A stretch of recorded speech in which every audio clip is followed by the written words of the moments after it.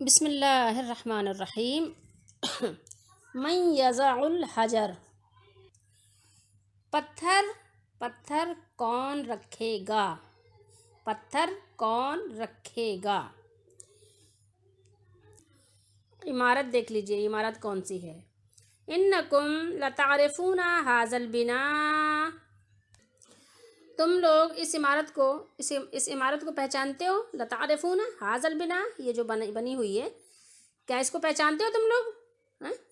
پہچانتے ہو، سوال نہیں ہے یہ، تم لوگ پہچانتے ہو؟ کون نہیں پہچانتا، سب پہچانتے۔ ومن فی الدنیا لا يعرف ھذا البناء، دنیا میں کون ایسا شخص ہے لا يعرف، جو نہ پہچانتا ہو ھذا البناء، اس عمارت کو، اس بنیاد کو، اس عمارت کو کون ایسا ہے دنیا میں جو نہیں پہچانتا۔ سب پہچانتے، یعنی کون نہیں پہچانتا، یہ سوالیہ نشان ہے۔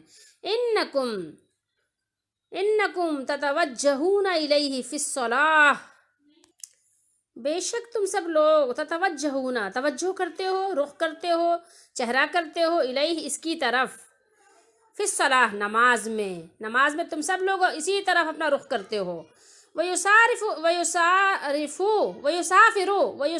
الیہ المسلمون من کل جانب ویطوفون فی الحج، دنیا بھر کے مسلمان، یعنی جو جس جانب میں رہتا ہے، من کل جانب، جو جہاں بھی رہتا ہے، ہر طرف کے مسلمان سفر کرتے ہیں اس کی طرف، اس گھر کی طرف سفر کرتے ہیں، جو جہاں بھی، ویطوفون، اور طواف کرتے ہیں، فی الحج، حج میں، جب حج میں آتے ہیں تو یہاں کا طواف کرتے ہیں۔ طواف کس طرح کا؟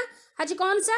ایک حج عمرہ ہے، چھوٹا حج ہے، ایک حج وہ ہے جو سال میں ایک مرتبہ ہوتا ہے ذی الحجہ کے مہینے میں۔ تو یہ دونوں حج، چھوٹا حج اور بڑا حج، دونوں حج میں اس کا طواف کرتے ہیں، جو کہ لازم و ملزوم ہے۔ ٹھیک ہے، تو دنیا بھر سے لوگ، ہر جانب کے لوگ، ہر طرف سے لوگ اس گھر کی طرف سفر کر کے یہاں آتے ہیں، اور حج میں اس کا طواف بھی ان کے لیے لازم کرتے ہیں۔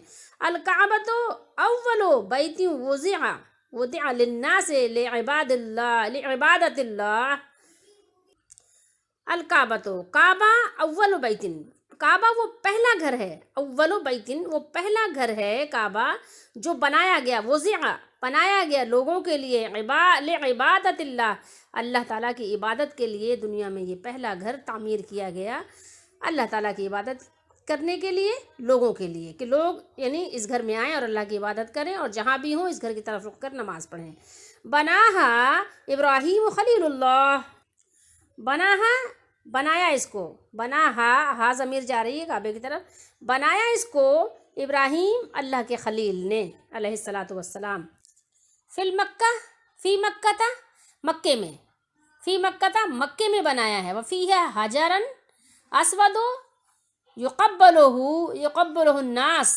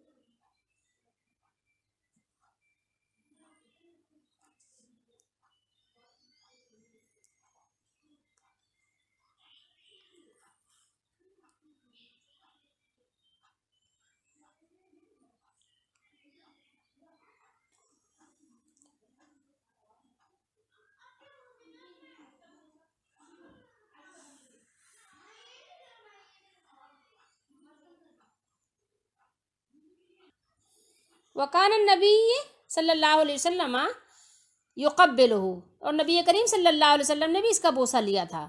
یعنی لوگوں کو بوسہ لینے کی وجہ کیا ہے؟